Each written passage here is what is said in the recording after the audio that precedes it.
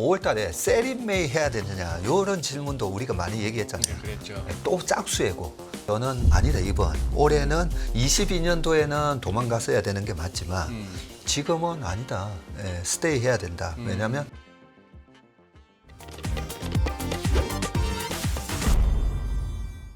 자, 최슬리 투자자문의 박세익 대표님. 안녕하세요, 박 대표님. 안녕하세요. 네. 안녕하십니까. 네. 우리 여기 금요일 저녁에 오실 때 매번 너무 좀 피곤해 보이셔가지고 좀 네. 초대한 저희가 안쓰러웠는데 오늘은 그나마 좀 좋으시다. 오늘 괜찮아 보이는 이유가요. 예. 좀 전에 메이크업하고 들어갔습니다. 네, 맨날 허겁지겁 허겁지겁 들어오시다가. 네, 생얼로 들어오다가 오늘 메이크업 네, 메이크업 네. 효과입니다. 그래요. 화장빨. 화장빨. 네. 금전에 회사 차원에서는 어떻습니까? 괜찮은 한 해죠. 네, 그나마 22년과 같은 상황은 뭐 저희가 예상할 수 없었던 페드의 공격적인 금리 인하 때문에 인상 예, 그 당시. 그때 예, 뭐 예. 그렇게 75bp 4번 할 줄 어떻게 알았습니까? 네, 그래서 그때는 좀 고생을 했었는데요. 네. 그나마 작년, 올해 예. 올해 미국 대선이 있는 해지만 그래도 나쁘진 않다. 예. 하지만은 울퉁불퉁할 거다. 그래서 지난번 2달 전에 왔을 때 말씀드렸던 게 4, 5월은 조정이지만 예, 그래도 이게 추세 상승으로 이어지는 가운데 있는 조정이니까 예, 이번 조정도 잘 이용하면 됩니다. 예, 그리고 그때 말씀드렸던 게 AI 혁명이 예. 예, 과거 뭐 2012년도에 클라우드라든지 예. 스마트폰 혁명 뭐 그런 거와 빗대서 말씀드리면서 예. 예, 이게 내년 상반기까지 이어지는 흐름이니까 예. 예, 요 주도주는 내년 상반기까지는 계속 이어질 거다. 뭐 요 정도. 그래서 조정을 이용해서 주도 섹터를 잘 사시면 됩니다. 그게 이제 지난 방송의 예, 요점이었습니다. 요점이었고. 예. 지금 이제 어제 22가 이제 금리 인하를 했습니다. 네. 뭐 22 전에 사실 뭐 스위스도 했었고 네. 스웨덴도 했고 또 그 전에 또 캐나다도 같이 했고 네. 또 살짝 이제 중앙은행들이 이제 금리 인하가 뭔가 좀 공조의 성격을 좀 띠는 것 같기도 하고 뭐 이런 상황 하에서 지금 이제 다음 주 화수가 이제 미국 현지 시간으로 FMC니까 네. 살짝 그 부분이 먼저 한번 이렇게 우리 박 대표님 뭐 이 얘기를 갖다 계속 할 수밖에 없는 게 결국 그게 시장 유동성하고도 연결되니까 맞습니다. 하반기 뭐 통화정책 측면에서나 유동성 측면에서나 아직까지 이상 징후 없는 거죠. 네. 지금 뭐 모든 시장에 예. 대한 컨트롤을 하고 있는 게 이 페드지 않습니까? 그렇죠. 예. 네, 22년도에 억지로 증시를 짓눌렀던 것도 페드의 공격적인 금리 인상 때문이었던 거고요. 작년 10월에도 미국 시장도 3개월 연속 예. 음봉이 나는 예. 그런 조정이 있었었는데 작년 10월 달에 미국 10년물 국채금리가 5% 찍었을 때였습니다. 예. 네, 22년도에도요. 그때 그렇게 흘러내리는 장 속에서도 22년 6월, 7월은 금리가 떨어졌었거든요. 예. 떨어지니까 또 주가가 확 올라갔다가 그때 기억하시겠지만 8월 달에 잭슨홀 미팅에서 예, 제롬 파월이 또 매파적인 발언하니까 금리도 올라가고 주가 다시 박살나고 그러면서 8, 9월 달에 무슨 뭐 작심한 듯이 예. 얘기했었잖아요. 그래서 이 지금 시장을 바라볼 때 이 금리를 이해하지 못하고 투자를 하면 되게 후달립니다. 네. 예, 그래서 예. 자 10년물 국채금리, 정책금리는 어차피 정해져 있으니까 이 10년물 국채금리가 앞으로 금리가 떨어질 거야 아닐 거야를 미리 선반영하면서 막 움직이거든요. 네. 그래서 10년물 국채금리를 보는 게 중요한데 그 10년물 국채금리에 대해서 제가 좀 그림을 그려왔습니다. 예. 차트를 화면에 보면서 나오네요. 네. 예. 미국 10년물 국채금리 추이를 제가 이렇게 1파, 3파, 5파, 엘리엇 파동에서 상승 5파라고 하는 게 이렇게 1, 2, 3, 4, 5로 이렇게 많이 올라가지 않습니까? 네. 2파와 4파는 조정이라고 볼 수가 있는데 저는 조금 섣부른 판단일 수는 있지만 1파, 3파, 5파로 작년 10월 달에 기록을 했던 10년물 국채금리 5%는 그게 머리다. 네. 그래서 상승 5파는 끝난 게 아닌가라는 생각을 하고요. 네. 그리고 떨어질 때가 우리가 보통 뭐 A, B, C로 떨어진다고 하는데 지난 10월 이스라엘 하마스 전쟁이 있고 그때 유가가 폭등하면 어떡하나 제4차에서 이제 제5차 중동 전쟁 가는 거 아닌가라는 그런 우려감이 있었지만 11월, 12월 주가 급등했잖아요. 예. 급등을 했었던 이유가 지금 보시다시피 금리의 A파 하락이 있었기 때문입니다. 이 A파 하락 때문에 실질적으로는 이게 세계 정세가 이상하다라고 했지만 금리가 떨어지니까 주가가 그냥 기다렸다는 듯이 올라갔었고요. 그리고 우리 시장은 왜 이렇게 약한가 이런 얘기를 말씀을 많이 하시는데 그 이후로 이 금리가 계속 좀 빠졌으면 좋았는데 보시다시피 A, B, C에서 B파 반등이 이번에 4월 달까지 들어왔던 겁니다. 5월 초까지. 네, 그 와중에 금리의 영향을 많이 받는 거는 아무래도 금리가 올라가면 돈이 많은 미국의 빅테크는 별로 영향을 안 받습니다. 돈이 많은데 뭐 그 현금으로 5% 은행에 넣거나 10년물 뭐 국채 사든지 하면 되니까요. 그렇죠. 그런데 돈이 없고 부채를 빌려야 되고 약간 그런 기업들이 고통을 받는 거잖아요. 소장님 혹시 최근에 뭐 돈 빌려달라고 전화 많이 오지 않습니까? 돈 빌려달라고? 저는 전화 많이 받습니다. 지인한테서? 네, 지인한테서. 이 고금리 상황이 계속되니까 돈 빌려달라는 전화가 많이 오고요. 옛날 같으면 제가 뭐 얼마라도 뭐 이랬는데 요즘은 제가 대답이 형님 저도 돈이 없습니다. 저도 2주 전에 마이너스 통장 다시 개설해서 돈 땡겼습니다. 실제 그래요. 그렇게 금리가 많은 사람들, 많은 기업들에게 고통을 주는데 아무래도 현금이 많은 그런 우량한 기업하고는 그 센시티비티, 민감도가 다르다는 거죠. 그래서 우리가 미국 시장은 저렇게 좋은데 우리는 못 가. 이 얘기가 많았지만 실제로 미국의 중소형주 를 나타내는 러셀 2000 보면요. 우리나라 코스피랑 차트가 똑같아요. 그러니까. 러셀 2000이 그 25,000원 기록하다가 2,500인가? 기록하다가 2,000이거든요. 고점 대비 빠진 거 보면 마이너스 한 20%, 마이너스 한 18%, 17%인데 우리나라 고점 3,300에서 지금 2,700이나 보면요. 고점 대비 하락률이 똑같아요. 그래서 우리가 금리를 잘 이해를 하고 이렇게 고금리 상황에서 이런 고금리에도 불구하고 뭐 이렇게 말도 안 되는 실적을 내고 있는 거야라는 기업이 엔비디아였던 거고요. 그 엔비디아 밸류 체인들이 뭐 하이닉스를 비롯해서 한미 반도체까지 실적이 좋다 보니까 주가가 올라간 거고 반면에 최근에 그래도 3일 동안 2차 전지가 반등이 들어와서 다행이다라는 생각이 드는데 2차 전지는 왜 반등이 들어왔는가도 이해를 해야 되거든요. 2차 전지만 하더라도 2차 전지의 대장주 하면 에코프로 BM이잖아요. 그 에코프로 BM의 3년 전에 부채는요, 이자를 내는 부채 5천억이었는데 지금은 2조가 넘어요. 한 2조 가까이 됩니다. 1조 8천억. 이자 내야 되는 빚이. 그러니까 이자 내야 되는 빚이 늘었는데 부채를 끌어와서 투자를 하면 괜찮아. 이자 비용 5% 내도 훨씬 많이 벌 거야. 이러면서 우리가 투자를 하는 거잖아요. 기업이. 그런데 최근에 1, 2년 사이에 업황은 안 좋아졌죠. 업황이 안 좋아져서 매출이 줄었잖아요. 매출은 줄고 그런데 Q는 늘었는데 가격이 떨어지다 보니까 이익이 안 났잖아요. 그래서 최근에 분기 실적이 이제 적자가 났는데 그런데 돈은 땡겨왔단 말이죠. 그런데 이자를 내야 되는데 금리는 안 떨어진단 말이죠. 이런 것들이 최근에 1년 반 동안에 시장에 있어서 양극화를 주가 상승과 하락의 양극화를 심화시킨 요인인데 지금 말씀하신 대로 3월 달에 스위스, 스웨덴, 얼마 전에 캐나다 이제 곧 있으면 미국도 드디어 금리 인하할 거야. 왜냐하면 경기 둔화 조짐, 물가가 잡힐 수도 있고 2분기 GDP 전망치가 툭툭 떨어지고 있죠. 거기에 이 약간 고통을 받던 기업들이 환호를 하는 거죠. 미리.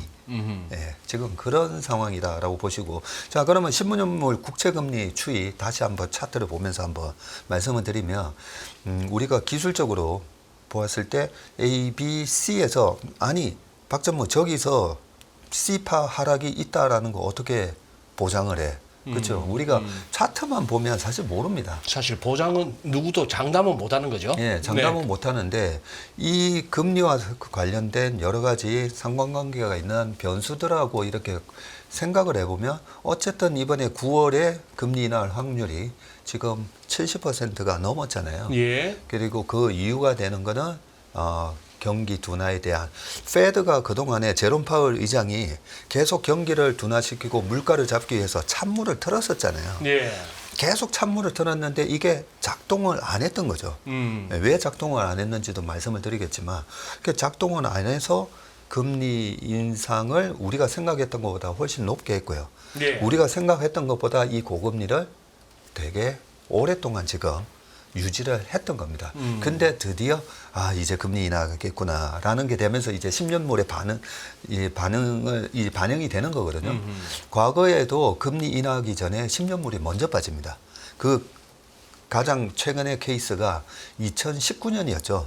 2018년 12월까지 페드가 9번의 금리 인상을 하면서 그때 2.5% 만들어놨던 이 금리가 예.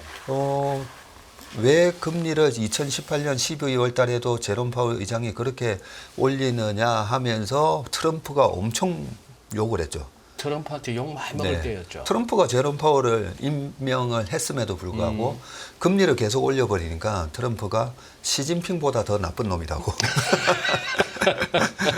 네, 그렇게 얘기할 정도로 금리를 올려버렸었는데 2019년도에 7월 29일 날 첫 금리 인하를 단행하거든요. 예. 근데 금리 인하를 단행하기 전에 경기가 둔화되는 모습이 나왔고요. 그때도 ISM 제조 PMI가 한 47 언저리 나옵니다. 예. 오, 안 좋네.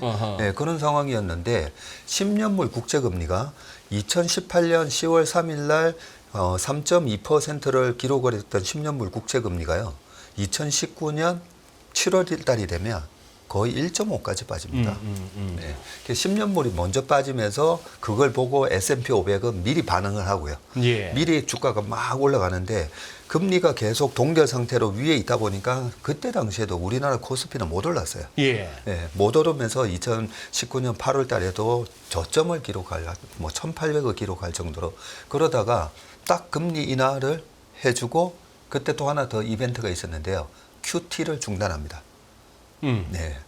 유동성 축소하는 그 QT를 딱 중단해 버리니까 그때부터 주가가 위로 빵 튀는 거죠.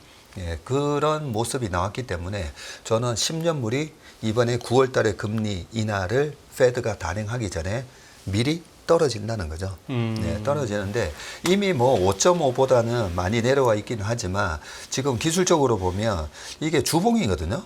주봉인데 예. 5주 이평선에서 지금 20주 이평선을 깼어요. 어제. 네, 20주 이평선을 깨면서 20주 이평선은 뭔가요? 우리가 4주가 한 달이니까 20주면 5개월 이평선이 깨진 거나 마찬가지입니다. 우리가 주식을 할 때 추세는 5개월 이평선을 지키면서 올라가는지 5개월 이평선이 깨졌는지 그게 중요한데 5개월 이평선이 이제 깨진 거예요.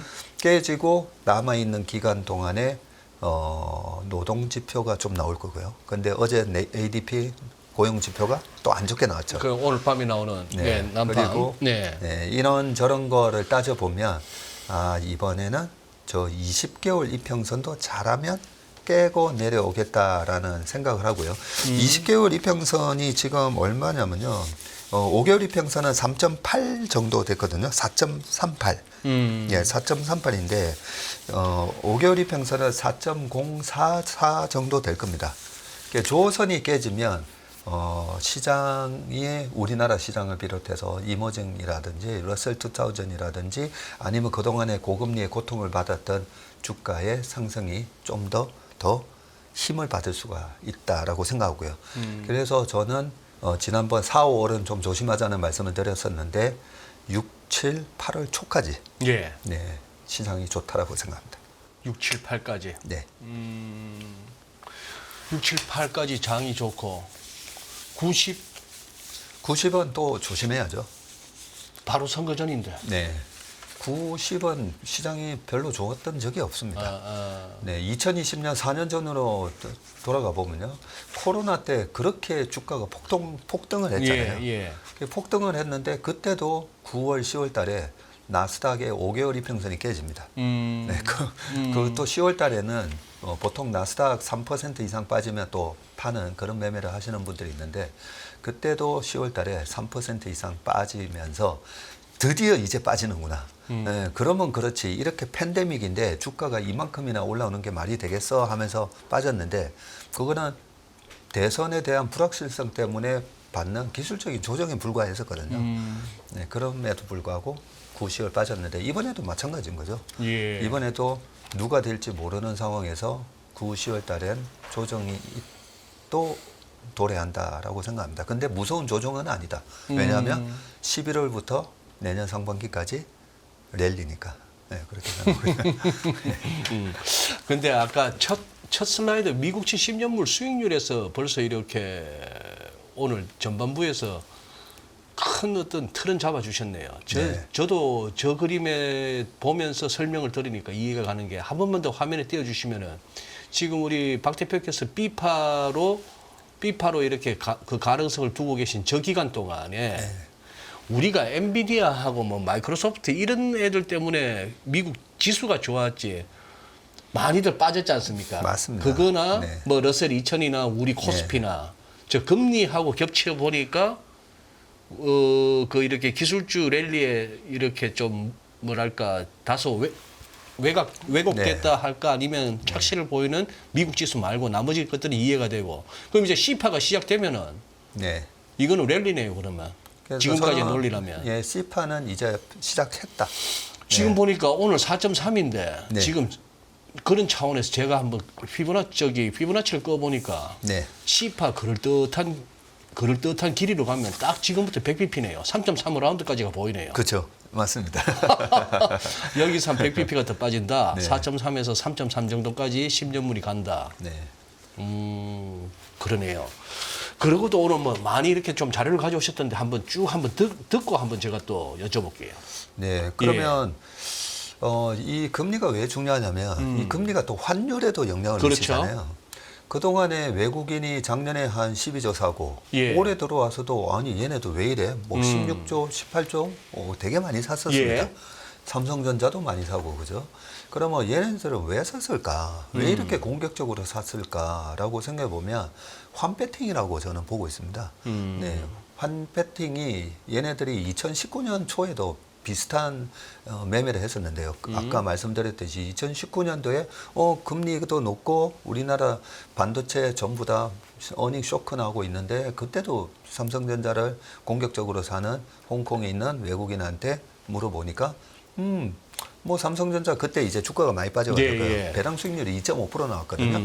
그러면서 TSMC하고 비교를 하는 거예요. TSMC하고 비교를 하면서 어차피 똑같은 2.5인데 예. 한국 시장은 환율이 왔다 갔다 한다는 거죠. 그러면서 한 1년 반만 기다리면 반도체 업황 회복할 거고 거기다가 환율 떨어지면 우리는 환에서 먹고 배당 받아서 먹고 그리고 주가 오르면서 먹을 거다. 근데 정확하게 맞아 떨어졌던 거죠. 19년에서 샀는데 16년 상반기에 샀는데 21년 초에 삼성전자가 96,800원 갔었으니까요. 예. 그리고 그 이후에 많이 팔았었잖아요. 예. 왜냐하면 환율이 그때 1,100원이 깨졌었거든요. 그래서 양방으로 먹었었는데 이번에도 저는 똑같은 플레이를 하고 있다고 보고요. 얘네들은 어차피 미국의 킹 달러가 계속 지속되지 않는다. 왜냐하면 지금의 고금리가 계속 지속되지는 않을 거니까.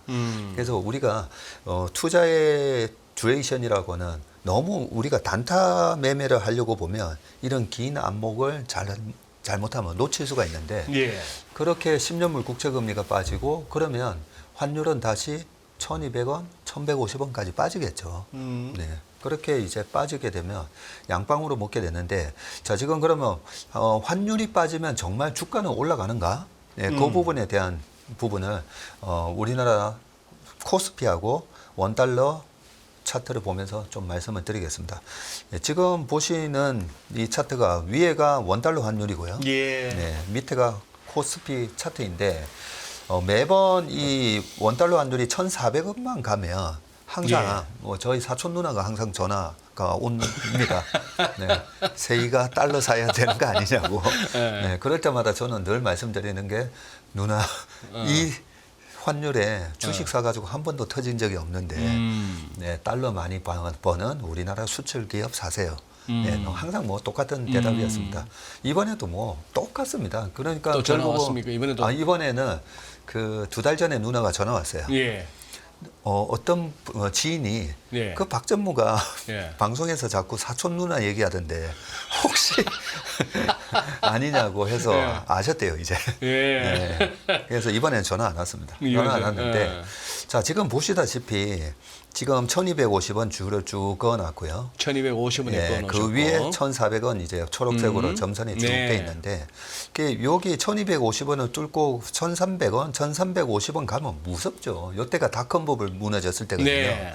그러면서 우리나라 지수 1,000에서 500포인트 갔었지만 지나고 나니까 또 940까지 이 9.12 테러가 터졌음에도 불구하고 올라왔었지 예. 않습니까? 그죠? 예. 그리고 원달러 환율이 2007년에는 899까지 갔었어요. 예, 그랬죠. 2007년 7월 네, 10월 달에. 네. 그리고 최근에 엔화 1,000원 깨지니까 엔화를 막 사시는 분들한테 제가 2007년도에는 엔화가 740원까지 갔었습니다 하면서 네, 깨졌다고 바로 사지 마시고 조금 기다렸다 사세요라는 말씀을 드렸었는데 이렇게 원달러 환율이 떨어지잖아요. 네. 그때 2003년부터 엄청난 폭등이 왔었죠. 이때 당시에는 닷컴 버블이 깨지고 난 후유증 때문에 나스닥은 계속 이 밑에서 박스권이었지 않습니까? 그죠? 네. 그래서 나스닥이 2000년 초에 기록했던 그 고점은 2014년 돼야 15년 만에 뚫게 되는데 그 사이에 2004년, 5년, 6년, 7년도까지 보시면 1000에서 2000이 넘어갑니다. 한 2080까지 갔었죠. 예. 근데 그 원동력이 뭔가 엄청난 원달러 환율이 하락하고 이 말은 결국은 달러가 가치가 떨어지고 원화가 강세가 됐던 국면이잖아요. 자, 그러면 또 1,400원을 돌파했던 게 2008년 금융 위기였었고요. 이때도 뭐 나라 망하는 거 아닌가 뭐 이런 얘기가 또 나오긴 하지만 또 이때 주식을 샀으면 주가는 많이 올라갔었습니다. 최근에 1,300원 가까이 갔을 때가 코로나 때였던 거고요. 예. 그리고 22년 1,444원 갔을 때가 정확하게 우리나라 시장이 바닥이었고. 네, 요때였기 때문에 이 환율이 올라가는 걸로 너무 이제 두려워하시는 이유는 뭐냐면 2008년과 같은 금융위기 상황이라든지 아니면 2001년과 같은 닷컴 버블이 깨지는 그런 네. 걸 우리가 구조적 약세장이라고 하거든요. 네. 그 세 가지 약세장 중에 이 구조적 약세장은 항상 주가가 지수가 50% 빠집니다. 지수가. 예. 그래서 이 구조적 약세장인지만 아닌지만 우리가 보면 되는데 지금은 굉장히 어떻게 보면 주식하기에는 너무 좋은 환경이었던 게 구조적 약세장 조짐이 없어요. 왜냐하면 이렇게 박살나는 국면에서는 미국의 실업률이 급등하게 돼 있습니다. 예. 미국의 실업률이 6% 이상 급등을 하게 돼 있는데 지금 졸트 보고서도 봐도 구인 구직 비율이 1.2로 여전히 사람을 구하는 기업이 더 많은 거죠. 1.2배나. 그래서 실업률이 3.9로 안정적인 상황에서 환율만 1,380원에 해주니까 현대차 그룹의 올해 2024년 사업 보고서를 보면요. 예. 예상 환율을 1,260원으로 잡아놨어요. 작년 말에 그 정도로 네. 해서 사업 계획을 짰겠죠. 짰는데 지금 상반기 내내 1,370원, 60원. 똑같은 달러를 벌어들이는데 원화로 환산하니까 그냥 이익이 팡팡, 매출도 어마어마하게 나온 거죠. 팡팡. 그러니까요. 그리고 미국 시장, 유럽 시장에서 자동차를 파는데 경쟁력이 훨씬 좋은 거죠. 가격 경쟁력이. 네. 자, 그런 상황이었기 때문에 올해 뭐 현대기아차를 비롯해서 수출 기업들, 삼성전자, 하이닉스 뭐 등등 해가지고 실적만 발표하면 어닝 서프라이즈가 나왔던 거죠. 예. 네, 그래서 지금 이 환율이 떨어지면 거의 다 그냥 그 뭐 상관관계 계수가 거의 0.9 이상으로 주가는 올라갑니다. 근데 환율이 왜 안 떨어졌냐? 금리 때문에. 네, 미국 금리가 5%인데 4.5%인데 그것 때문에 금리가 안 떨어졌던 거고요. 이제 금리가 떨어지니까 6, 7, 8월 달은 랠리고 내년으로 가면요. 예. 지금 이 환율을 보시면 이렇게 오랫동안 환율이 고공행진한 적이 없었거든요. 지금 환율이 4년 연속 지금 상승을 하고 있습니다. 예. 근데 최근 20년 보면 이 환율이 올라갔다가 이렇게 바로 떨어지잖아요. 그래서 지금 환율이 보시면 2020년부터 올라가기 시작해서 2020년, 21년 그리고 21년, 22년, 23년, 24년 해가지고 환율이 4년 연속 올라가는데 작년 연말 환율이 1288원인가 그랬거든요. 그래서 올해 대선이 끝나고 나고 11월, 12월 달에 이 금리 하락이 좀 더 가팔라지고요. 그러면서 환율이 1288원 밑으로 가서 저는 끝나지 않을까. 예, 그런 생각을 하고요. 이 환율이 이렇게 떨어지면 우리나라 지수는 추가적인 상승이 있으면서 연말 지수가 3,000포인트 추라이를 하지 않을까. 네, 그렇게 생각합니다. 연말에 3천까지. 그러니까 지금 저 차트, 저 방금 보여주신 저거는 이제 굉장히 이제 직관적이고 딱 한눈에 오는 동그라미 원을 표시하셨지만 환율의 정점과 지수의 저점이 늘 맞습니다. 일치하잖아요. 네. 그리고 사실 1,400원 근방에서는 찍고 바로바로 원위치 하는데 요번에 좀 길게 갔을 뿐이고 네. 우리 수출입 지표를 봤을 때는 그거 하고 지금 또 사실 좀 패턴도 그래요. 제일 오른쪽 끝부분에 1440 찍고 내려왔다가 이렇게 올라오는 저게 뭐 많이 가지고 가는 패턴으로는 안 보이지 않습니까, 박 대표님? 그렇지 않아요? 그러니까요. 차트 보는 사람으로서. 가려면 이걸 강하게 뚫으면서 그냥 그렇죠. 빵 갔었어야 빵 가야 되는 되는데 그런데 달러 인덱스만 봐도 지금 104에서 왔다 갔다 하고 있잖아요. 달러 인덱스는 지금 저는 오늘 한번 모처럼 보니까 월간 일목균형표 같은 거 보니 지금 후행 스팬이 거의 가격대에 머리를 대고 있어가지고 이거 6월 7월에 이어서 이제 달러 104m로 이제 달러가 약세로 가면은 그 일목균형표 상으로는 그냥 후행 스팬이 가격대 확 뚫고 내리면서 달러 너 이제 좀 네. 나락으로 가야 돼 하는 분위기라서 이 미국 입장에서 연준 입장에서 좀 고민스럽기도 하겠어요. 이러다가 한번 또 전 세계적으로 달러 롱 포지션들을 한번 정리 놓아 버리면은 네. 그것도 여파는 크겠다 싶은데. 그래서 근데 보통 예. 보통 말씀하신 대로 아예 그렇게 가파르게 떨어지겠어라고 생각하시는데 네. 대부분은요. 우리가 차트를 보면 이 ABC에서 떨어지는 파동이 마지막 이 C파가 되게 세게 가파르게 좀 떨어지잖아요. 무섭잖아요. 책에서 네. 킬러 C라고 그러는데. 네. 킬러 C라고. 예. 사람 잡는다고. 네. 근데 N1 환율은 왜 가져오셨습니까? 제가 N원 환율은 예. 지난번에도 예, 버렸던 이유가 그 지금 장단기 금리가 너무 오랫동안 지속되다 보니까 역전이. 네, 역전된 상황이 오랫동안 지속되다 보니까 그 말씀들을 되게 많이 하시잖아요. 예. 여기 오신 분들도 장단기 금리 역전되고 나서는 아니 리세션 안 온 적이 있냐. 근데 왜 그렇게 낙관적인 전망을 하느냐. 네, 이런 말씀들을 많이 하시잖아요. 네네. 근데 장단기가 금리가 역전이 되고 나서 리세션이 왔다고 해서 반드시 주가가 빠지는 건 아니라는 거죠. 그 예가 1980년 초에 그 폴 볼커가 금리 20% 올리고 리세션이 두 번 왔었잖아요. 1980년 후반에 한 번 오고 81년 8월부터 82년까지 또 두 번 오면서 그때 이제 더블 딥으로 경제는 항상 리세션이 와도 한 번 더 빠지니까 늘 더블 딥을 얘기하시는 분들이 많았었는데 예. 그 80년 주가 올랐었고요. 그리고 81년도 겨우 뭐 6%인가 저번에 그 보여드렸었는데 하고 82년, 3년 주가 25%씩 다 올랐다는 거죠. 네. 그래서 리세션을 기록을 하더라도 리세션이 오니까 주가가 반드시 박살나야 된다. 이거는 그 시클리컬 이 베어마켓에 대해서 한 번만 더 설명을 드리면요. 이 베어마켓에 세 가지 종류가 있는데 우리가 정말 무서워해야 하는 베어마켓은 이 구조적 약세장이라는 이 스트럭처럴 베어마켓이라고 하는 그런 약세장을 조심해야 되는 거고요. 예. 리세션이 오는 건 이제 시클리컬하게 경기가 사이클 때문에 오는 그런 시클리컬 베어마켓은 실질적으로 많이 안 빠집니다. 네. 그래서 이 장단기 금리가 오랫동안 역전이 돼서 리세션이 오면 주가가 박살난다. 이게 항상 그렇지는 않다. 예, 그런 걸 말씀드리고 그럼에도 불구하고 저 같은 경우에는 되게 조심성이 많습니다. 그래서 혹시 제 생각이 틀릴 수가 있잖아요.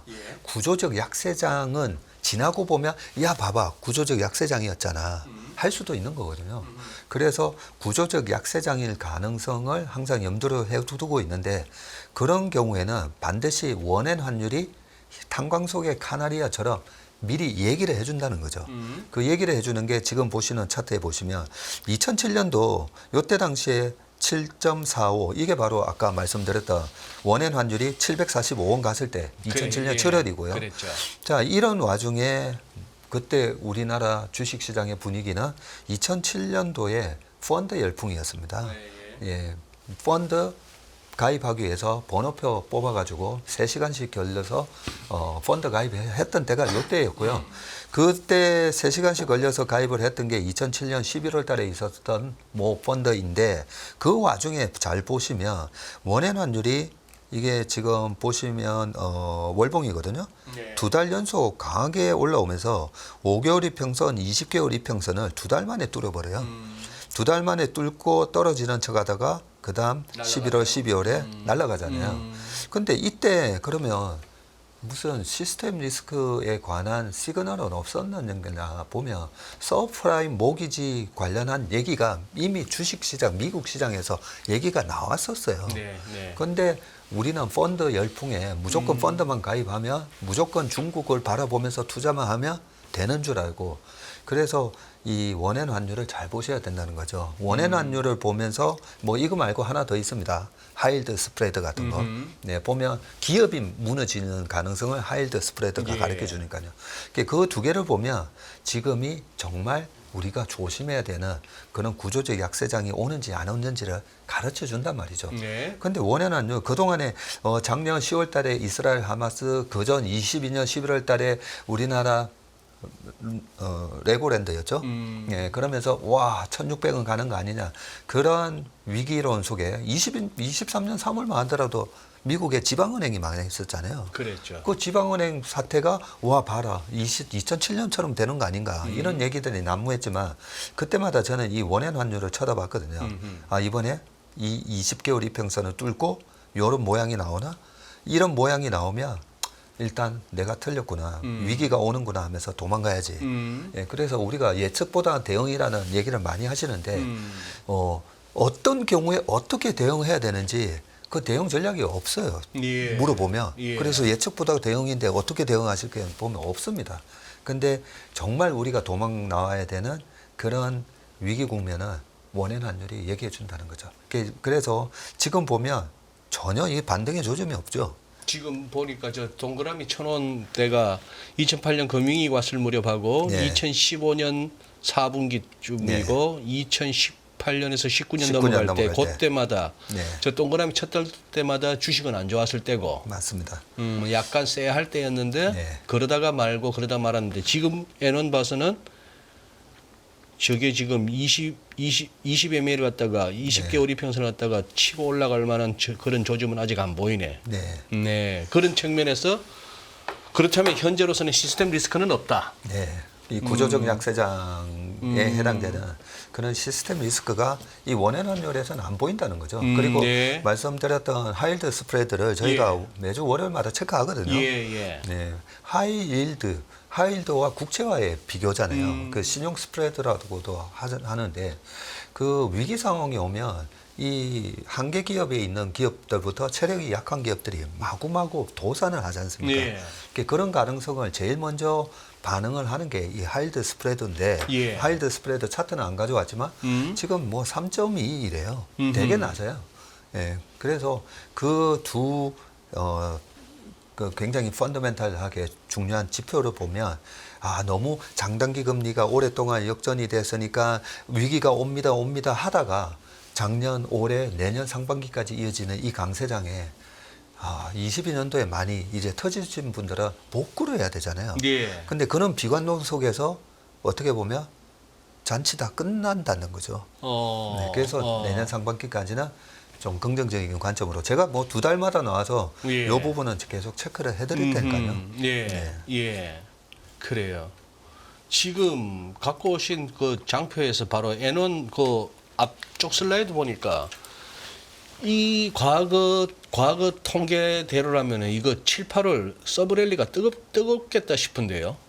대통령 4년차 미국 대통령 4년차 수익률 네. 통계가 지금 다른 차트를 지금 예. 보여드리면 네. 1928년이니까 100년 된 거 아닙니까, 그죠? 네. 그러네요. 100년입니다 벌써. 100년 동안. 네, 100년 동안 미국 대통령 4년 차에 1월 초에는 제가 올해 코스피는 나쁘지 않습니다. 단지 이제 코스닥만 좀 조심합시다.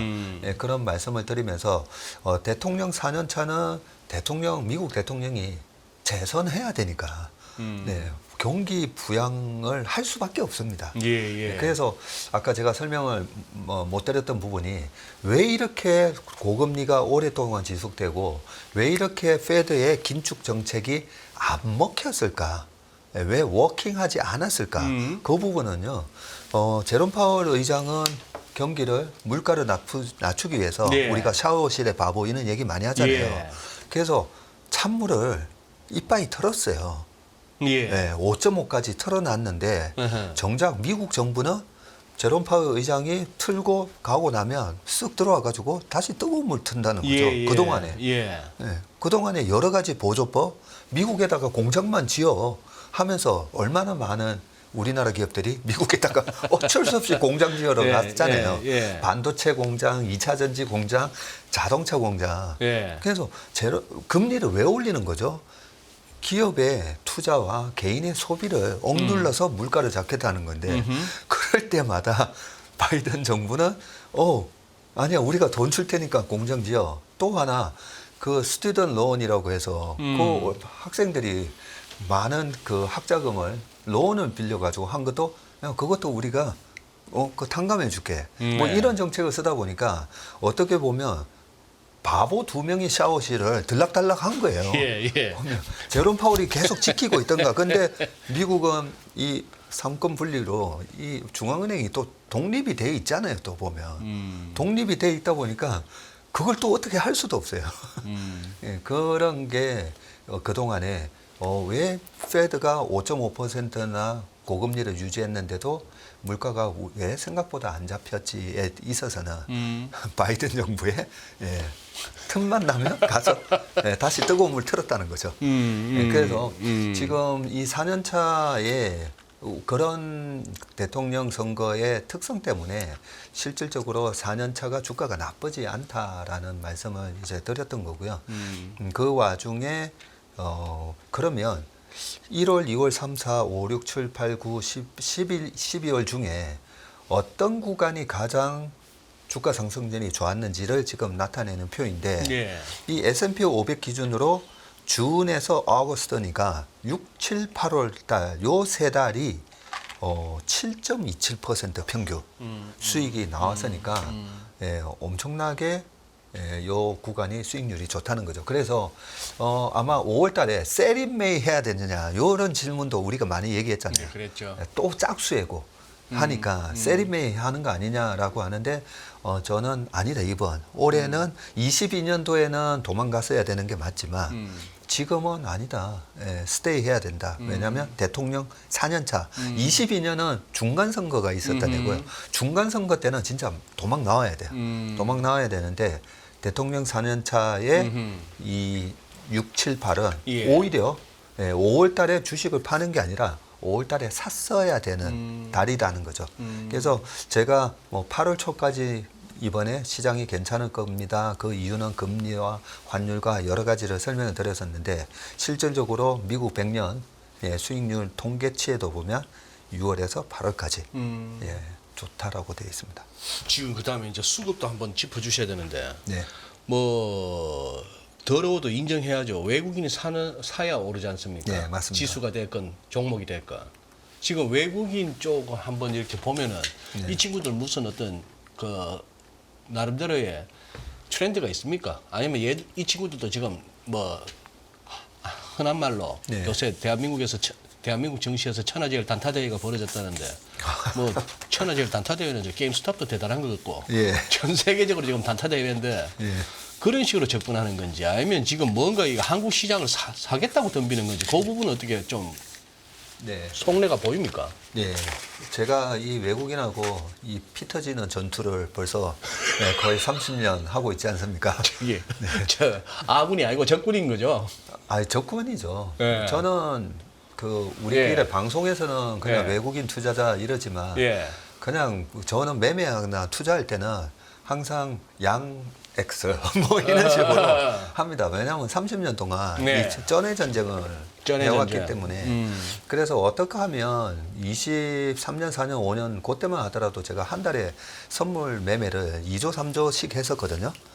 우리 소장님도 파생 출신이신데 그 2조, 3조를 외국인하고 치고받고 하는 가운데 어떻게 하면 이 외국인의 매매를 조금이라도 좀 이 동태파 얘네들의 동태파를 예, 할 수 있을까? 예. 예, 그런 거에 대한 분석을 좀 많이 했었고요. 그때 예. 제가 만든 게 외국인은 워낙 자금이 큽니다. 예. 그래서 홍콩의 헤지펀드들이 뭐 단기적으로 매매하는 것도 있지만 크게 추세 매매를 하거든요. 네. 추세 매매를 하기 때문에 거기에 대한 여러 가지 이제 데이터를 만들어 봤는데요. 그때 제가 만든 데이터가 우리가 외국인 현물 어제 5천억 샀네, 어제 3천억 샀네 이것만 보잖아요. 네네. 근데 저는 외국인 현물하고 선물을 합쳐서 봅니다. 같이 항상. 봐야죠. 네. 왜냐하면 지금은 조금 덜한데 그때만 하더라도 우리나라 시장이 얇잖아요. 예. 예, 얇다 보니까 어떤 매매를 하냐면 외국인이 뭐 1조 5천억 정도 선물 매도가 나오면 네. 일주일 내내 현물 매도가 따라 나오더라고요. 그래서 외국인의 주문을 받는 이 외국계 브로커가 삼성전자 200만 주 매도 주문 들어왔는데요. 예. 그런데 하루에 거래량 3분의 1을 넘지 않도록 네, 이렇게 거래에 대한 조건을 주거든요. 그러면 하루에 3분의 1을 넘지 않으려면 이 200만 주를 다 팔려면 일주일 내내 팔아야 되네. 이러면 선물로 먼저 그 일주일치 매도치를 먼저 때려놓고 걸어놓고 현물을 일주일 내내 팔기 때문에 걔네들이 이 파생을 이용을 많이 하는 겁니다. 예. 그래서 이 현선물을 합쳐서 근데 하루하루 합쳐서 보면 이게 막 들쑥날쑥하기 때문에 추세를 보기 힘들어요. 그래서 제가 20일 이동 평균을 만들어 봤어요. 엑셀에다가 매일 데이터를 넣고 20일 평균, 이동 평균선을 만들면 지금 보시는 이 차트가 나옵니다. 이 차트를 보시면 우리가 여러 가지 뭐 펀더멘탈 분석, 매크로 분석도 많이 하지만 그래서 진짜 외국인은 사는가? 예, 이거 중요하잖아요. 이 보시면 작년 하반기에 외국인 매도가 이렇게 쭉 나오는 듯 하더니 작년 11월 달부터 외국인이 어디쯤이죠? 지금 한번 예, 지금 찍어보시죠. 여기 봅니다. 거기가 예. 11월? 예, 요때가 작년 10월 달에 작년 10월 달. 국채 5% 찍으면서 지금 저 막대그램, 저 히스토그램은 저거 현물 선물 예, 합해서 현선물 합친 합쳐서 거고요. 순매수냐 순매도냐 보신 거고 요 선 그것도 차트는 코스피입니다. 20ML 하신 얘기는 한 20일 평균이에요? 예, 아, 20일 오케이, 평균이고 오케이. 네, 요 왼쪽 스케일로 보시면 이게 억 원이거든요. 네. 2천억, 4천억, 6천억입니다. 음흠. 그러면 여기서 이 막대 그래프는 그동안 20일 동안에 최근 20일 동안에 외국인이 현선물 합쳐서 6천억을 샀다라고 보시면 돼요. 예, 그렇게 보시면 되고 밑으로는 마이너스 2천억, 마이너스 4천억이니까 많이 팔 때는 외국인이 20일 동안 평균 3천억 정도 팔았구나 이렇게 보시면 되는데 네. 제가 이 차트를 만든 이유가 예. 이걸 보면요. 예. 우리나라 코스피가 작년 10월 달에 미국 10년물 국채가 5% 찍으면서 2277인가 갔었거든요. 예. 2300이 깨졌었습니다. 예. 그런데 외국인 현선물을 보면 바닥을 치고 돌고 있죠. 예. 예, 돌고 있으면서 이렇게 가파르게 돌아서는데 보통 바닥 찍고 이렇게 돌아서면 그동안 빠졌던 거에 대한 공포감 때문에 보통은 요 정도 올라왔을 때 다시 때린다든지 예, 코로나 때도 그런 거 많았었잖아요. 1400 찍고 1600, 1800 올라오니까 이제 다시 한번 더 빠질 수가 있으니까 곧버스, 인버스 뭐 이렇게 막 그게 사람 심리거든요. 예. 그런 거에 저도 똑같은 심리를 계속 느낍니다. 그런데 이 외국인 현선물 그 그래프를 보면 돌아서네 그리고 양으로 돌아서네 네 그러면서 추세가 더 이어질 수가 있겠다라고 판단을 하고 최대한 좀 끌고 가는 거죠. 근데 23년 11월 이후로 보면요 주가의 등락은 있는데 외국인이 한번 팔 때 파는 규모가 현저히 줄었어요. 예, 현저히 줄었습니다. 그래서 얘네들은 지금 이렇게 매집을 한 거잖아요. 요 위에 보면 최근 1년간 외국인이 현선물을 얼마 샀는지 나와 있는데 누적 순매수가 1년 동안에 15조를 샀고요. 그리고 선물은 4조 4천억 정도 해서 다 합치면요 19조가 넘습니다. 이거는 외국인이 지금 추세로 들어왔다는 얘기입니다. 그렇게 보시면 코로나 때 우리가 급등을 했다가 21년도에 6월 25일 날 3,300을 찍고 빠지잖아요. 근데 그때 외국인이 어땠나 잘 생각해 보시면 계속 팔았었어요, 외국인이. 외국인은 계속 때리는데 우리만 그때 예, 맞아요. 그때 주식을 뭐 비싸게 사든 싸게 사든 사서 10년 들고 가는 전략으로 하면 먹는 거야라는 그런 용감한 마음으로 위에서 주식을 많이 샀었잖아요. 네. 근데 외국인은 그때도 계속 때리고 있었고 그래서 지금 이 바닥에서 지금 이제 시장이 어디까지 올라갈 건가는 우리나라 코스피는 저는 코스피 이제 선물 매매를 2조 3조씩 했다 했잖아요. 코스피는 외국인한테 달려 있는 겁니다. 그렇죠? 외국인이 안 사면 못 올라가는 시장이라고 보시면 되는데 그러면 이 외국인의 누적 순매수를 보면서 얘네들은 정고점 여기 2,800 이번에 2,776에서 막혀서 떨어졌었잖아요. 이걸 뚫는다라고 보고 얘네들은 그동안에 현물, 선물을 다 이렇게 매집을 했구나. 네, 그렇게 알 수 있는 겁니다.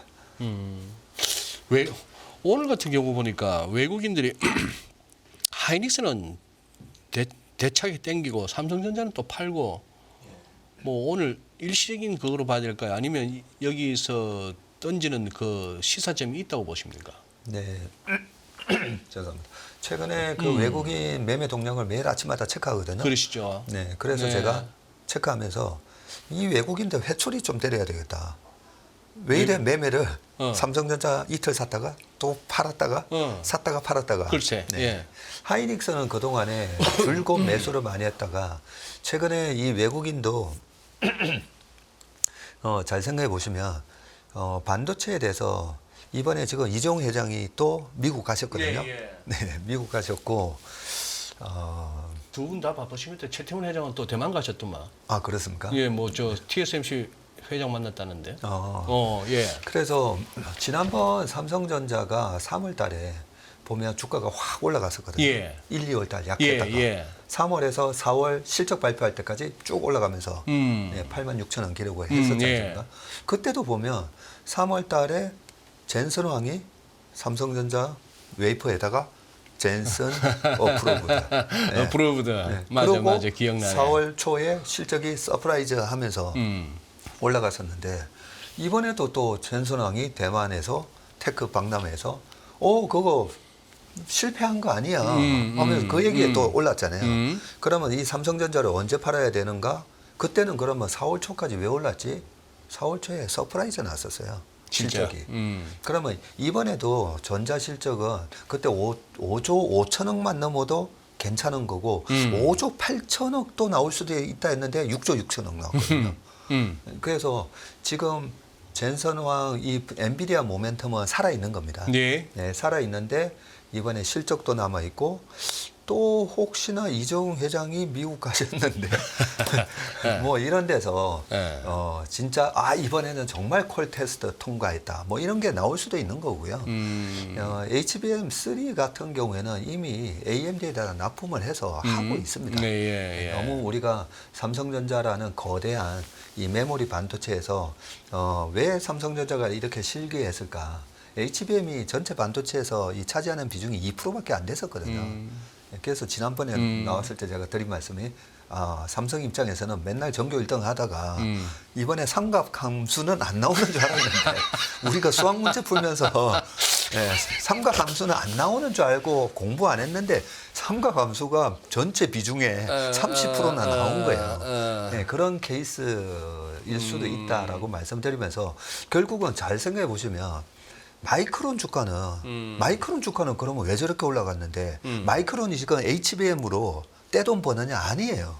글쎄. 미미합니다. 예. 그런데 마이크론 주가는 왜 올라갔죠? 거기서 좀 이상하잖아요. 예. 하이닉스 올라가는 거는 이해가 되는데 삼성전자 빠지는 거는 HBM 때문에 안 된다고 하는데 그럼 마이크론 니는 왜 올라가냐는 거죠. 그 부분에서 지금 전체 이 메모리 반도체에 전체의 턴어라운드가 중요한데 그 턴어라운드가 이미 시작됐다는 거죠. 아. 그중에 낸드도 있고 예, DDR5 이런 기존의 범용 D램도 있고 근데 예. 지금 계속 가격이 올라가고 있습니다. 예. 그래서 이번에도 삼성전자 마이크론의 실적 발표가 6월 28일 날 있고요. 근데 걔네들이 회계 분기가 한 달 빠르다 보니까 항상 한 달 먼저 발표를 하거든요. 마이크론 실적 뭐 뻔해요. 좋을 겁니다. 좋을 거고 그거 안 보더라도 우리나라 수출 데이터 보면 나오잖아요. 예. 반도체 50 몇 프로 또 증가했잖아요. 그러니까. 예. 아. 그래서 수출 데이터랑 뭐 이번에 마이크론 실적 발표 보면 또 삼성전자가 실적 서프라이즈가 나올 게 예. 이번에 7월 달에도 나올 거기 때문에 지난 3월에서 4월 달에 삼성전자 모습이 이번에도 좀 재현될 수 있다. 그런 생각을 하고요. 그런 모습 속에서 외국인이 지금 주식을 담고 있는데 그 사이에서 이 좀 단타 매매하는 사람들 예. 그리고 지금도 그 CFD 계좌로 매매하는 좀 슈퍼 개미들이 있더라고요. 예, 예. 그 CFD 계좌로 하면 외국인으로 잡히거든요. 으흠. 그래서 이렇게 좀 촐싹거리는 매매가 있기도 한데 예. 네, 그런 차원의 매매도 좀 있을 수가 있고 만약에 삼성전자가 콜 테스트에 통과를 하면 또 하이닉스 빠지는 거 아니야? 뭐 이런 여러 가지 생각 때문에 기관들도 막 그런 매매를 하고 있어요. 야 이제 하이닉스 좀 팔고 전자를 담아야 되는 거 아니냐? 아니야 아직까지 몰라. 옛날에 삼성이 아니야. 뭐 이러면서 네, 그런 그 의견 차이는 있는데 네. 어쨌든 이 반도체 전체의 사이클은 제가 내년 상반기까지는 이어집니다라고 말씀을 드렸기 때문에 네, 그렇게 좀 긴 알겠습니다. 안목으로 보시면 될 것 같습니다. 야, 우리 박세익 대표께서 참 이 방송에 상당히 또 특화되셨네. 이 거의 1시간 제가 끼어들 틈도 없이 이렇게 거의 뭐 한 50분 갖다가 이렇게 혼자 말씀을 하시는데도 목도 잘 안 상하시게끔 다분잡은 말씀만 잘 하시네. 죽겠습니다. 지금 힘들죠? 아침부터 새벽부터 죽겠습니다. 새벽부터. 마지막으로 요거만 하고 좀 괴롭혀드리고 이제 보내드리겠습니다. 지금 참 그동안에 이렇게 못 움직이던 2차 전지 갑자기 움직여요. 네. 여기 어떤 뭐 혹시 좀 전략이나 뭐 우리 시청자분들께 드릴 말씀이 있습니까? 예, 그게 아까 처음에 말씀드렸던 부분인데 좀 더 구체적으로 말씀 네. 하나 드리고 네. 그 다음에 그 엔비디아의 액면 분할 얘기를 또 안 하고 넘어갈 수는 없잖아요. 그죠? 네네. 그 액면 분할 얘기까지 하고 끝내도록 하겠습니다. 예. 자, 아까 에코프로 BM을 말씀을 네. 드렸었는데 에코프로 BM에 그 네이버 들어가 보면 이 나오는 차트 그대로 재무제표를 제가 저 누구나 볼 수 있는 자료네요. 네, 누구나 볼 수 있는 자료를 캡처해 왔습니다. 네. 이 에코프로 BM 보면 21년도에 1조 4천억, 5조 3천억, 23년에는 6조 9천억. 네, 그런데 올해는 매출이 이제 줄었죠. 이 줄어드는 거를 반영을 하면서 작년부터 주가가 이제 밀렸다라고 보면 되고요. 예. 그런데 아까 말씀드렸던 게 자, 이익은 영업이익하고 당기순이익 보면 영업이익 1,150억, 22년도에 3,800억, 그리고 23년에 줄었죠. 1,560억. 이익이 저는 주식을 전무님 주식 저는 사는 건 잘 사는데 파는 게 너무 어려워라고 얘기하시는 분들한테 항상 해드리는 얘기가 영업이익률이 꺾이면 2분기 연속 꺾이면 파는 겁니다. 영업이익률이 꺾이면 영업이익률이요. 이익률. 예. 근데 왜 주식을 위에서 못 파냐면요. 아니 매출 계속 증가하고 있고 이익이 계속 증가하고 있는데 왜? 근데 매출이 증가하는데 이익이 못 쫓아가잖아요.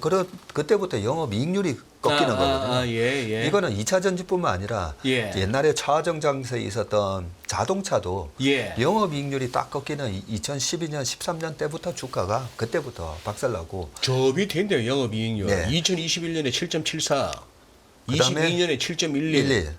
그리고 2023년에 2.16 뚝 떨어졌거든요. 예, 작년에 2.16 이렇게 떨어졌거든요. 그리고 올해는 그래도 돌지 않겠나 하는데 분기 실적 보면 24년 1분기 보면 0.69 네, 영업이익률이 네. 그리고 적자 2분기는 적자 이러니까 아직까지도 이 영업이익률을 신뢰를 할 수가 없는데요. 네. 근데 왜 그동안에 주가가 약했는지는 이 영업이익률에서도 해석이 되고요. 예. 그다음에 두 번째 밑에 제가 두 번째 이제 노랗게 이렇게 칠해온 거 보면 이 영업활동 현금 흐름이라는 거죠. 예.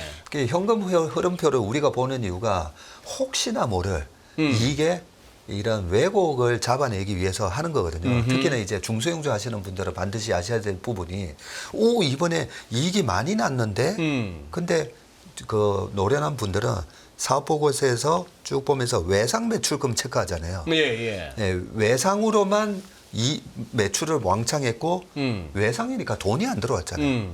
근데 이익으로는 잡히고 있고 이익은 잡혀 있고 네. 현금으로는 없어야지. 네. 현금으로 없어요. 네. 그러면 우리가 보고 이거 외상으로 잔뜩 잡아놨네. 그리고 이번 해 실적 좋게 만들어 놓고 그 다음에 그 외상 매출금을 취소하면 됩니다. 그런 식으로 이익을 많이 이렇게 조작하는 그런 잡주들이 많잖아요. 예, 시가총액 예, 뭐 몇백억짜리 예, 보면 예. 그런 게 있습니다. 그런 이제 에코프로가 그런 회사라는 건 아니고요. 그래서 우리가 찐 수익이냐 아니냐라는 부분을 볼 때는 이렇게 크로스 체크를 해야 된다는 거죠. 현금 흐름표 들어가셔가지고 영업활동 현금 흐름이 어떻게 됐는데 봤더니 21년도에 마이너스 1,000억, 22년도에 마이너스 2,400억, 그리고 23년도에 200억. 네, 이런 상황이었던 거고요.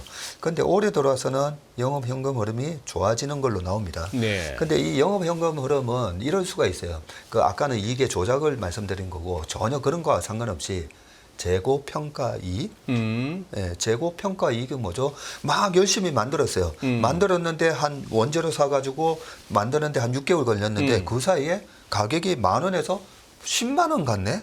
네, 그러면서 엄청난 재고 평가 이익이 나올 수가 있는데 그렇게 해서 팔려고 봤더니 파는 시점에 또 6개월 지났더니 계속 가격이 떨어지면서 작년에 반도체가 엄청난 재고 평가 손이 나왔잖아요. 네, 그런 거와 마찬가지로 실제로 현금이 유출되는 손실인지 예. 이익인지 그런 게 볼 필요가 있고요. 자, 영업활동 현금 흐름에서 돈을 못 벌었죠. 그리고 투자활동 현금 흐름에서는 계속 투자해야 되니까. 투자해야 되다 보니까. 공정정설하고 해야 되니까 돈 나갔죠. 그 현금을 어떻게 메꾸냐? 재무활동 현금으로 메꿨는데 이 재무활동 현금을 하면서 돈을 빌려와서 투자를 했는데 이익이 많이 나면 잘하는 거죠. 네, 증자 안 하고 그래서 뭐 좋은 건데 근데 업황이 안 좋아졌잖아요. 그러니까 재무활동 현금 흐름이 늘어나면서 어떻게 되냐면 밑에 이자 발생 부채가 5,500억이었다가 9,000억이었다가 1조 8천억. 1년 만에 더블이 돼버렸네. 네. 1년 만에 따버리고 2년 만에는 거의 3배 이상 늘었어요. 그러네요. 네, 그래서 이 금리가 2차 전지를 투자할 때도 되게 중요하다는 거죠. 네, 이 부분이 이자 발생 부채는 잔뜩 해놨고 질렀는데 우리가 주식하는 거나 똑같아요. 돈 빌려서 질렀는데 주가 빠져요. 그러면 그것만큼 고통스러운 게 어디 있습니까? 주가는 빠지고 신용에서 이자는 계속 내야 되고 근데 신용 이자가 더 올라가요. 예, 그렇게 비슷한 상황이다라는 부분을 말씀드렸고 금리가 떨어지면 2차 전지 업황에도 좀 숨통이 트일 거다. 예, 그 말씀을 드렸던 거고요. 예. 자, 엔비디아 예. 그 액면 분할만 말씀드리고 예. 끝내겠습니다. 그 우리가 지금 엔비디아 드디어 오늘 신문을 딱 읽는데 엔비디아를 가진 사람과 가지지 않는 사람. 요 얘기가 나와야 이제 거의 이제 이 상투를 향해 가는 흐름이거든요. 가진 자와 안 가진 자. 작년에 에코프로가 있는 사람 없는 사람. 3년 전에는 테슬라가 있는 사람 없는 사람. 그래서 3년 전에 4년 전 이때 테슬라랑 좀 비교를 하는 게 맞지 않나 싶어서 테슬라가 한창 올라가던 시절에 2020년 8월 11일 날 액면 분할 결정 발표를 합니다. 그런데 결정 발표를 하고 빵 떠요. 274인데 498까지 갔으니까 거의 뭐 90% 상승 주가가 올라갔고요. 그런데 액면 분할 했잖아요. 498에서 거의 330까지 떨어지면서 35% 빠집니다. 35%. 예, 그렇게 빠졌다가 올라오다가 계속 테슬라가 2021년에서 22년 넘어가면서 영업이익률이 16.8%가 나오고 19년도부터 흑자 전환했거든요. 예. 영업이익률이 계속 좋아지고 판매 잘 되고 하면서 다시 펀더멘탈을 따라갔었는데 그래서 이번에 엔비디아가 950불에서 실적 발표를 했는데 다음 분기 가이던스는 별로 안 좋았음에도 불구하고 예. 주가가 1,200불이 넘었잖아요. 예. 그거는 이 액면 분할 효과를 반영한 과거 테슬라 때랑 비슷하다. 그래서 앞으로 액면 분할이 되고 나면 다음 주부터 되고 나면 10분의 1이니까요. 저는 지금 130불에서 한 90불까지도 빠질 수 있다라고 보고 있습니다. 그러니까 너무 액면 분할 됐으니까 1,200불인데 못 샀는데 지금 이제 120불이야. 싸 보입니까? 살 수가 있거든요. 조심하시라는 얘기를 말씀드립니다. 그래요. 예, 알겠습니다. 예, 후반부에 막바지에 와서 이제 우리 박서익 대표께서 조금 이렇게 압축적으로 급하게 말씀하셨는데 중요한 말씀을 해주신 것 같네요. 한번 싶으면 다시 한번 이렇게 잠시 땡겨서 한번 다시 한번 보셔도 될 것 같고. 그래요. 제가 중간에 좀 이렇게 숨 쉴 틈이라도 좀 드리고 해야 되는데 저도 뭐 듣느라고 바빠가지고 오늘도 또 귀한 시간 고맙습니다. 불러주셔서 감사합니다. 예, 주말 잘 쉬시고요. 네. 네. 안녕하세요. 이승입니다. 더 많은 영상을 보고 싶으신 분들은 화면 오른쪽에 있는 구독 버튼을 눌러주시기 바랍니다. 그리고 영상을 보시면서 좋아요는 필수인 거 아시죠? 항상 인포맥스 라이브를 사랑해 주셔서 감사합니다.